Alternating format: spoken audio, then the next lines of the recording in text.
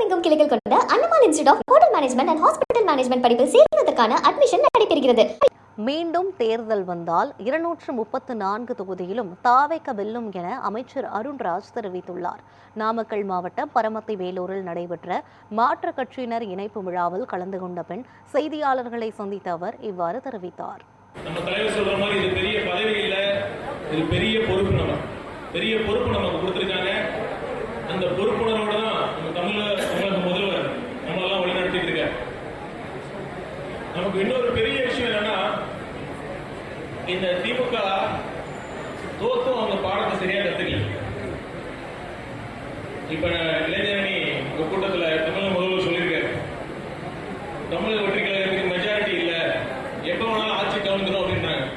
நான் சொல்றேன், ஐயா ஸ்டாலின் அவர்களே, தயவுசெய்து சாமியெல்லாம் நல்லா வேண்டிக்கங்க, எப்படியாச்சும் இந்த 5 ஆண்டு இந்த ஆட்சி நீடிக்கணும்னு. தப்பி தவறி திரும்பவும் தேர்தல் வந்துச்சுன்னு வச்சுக்கோங்க,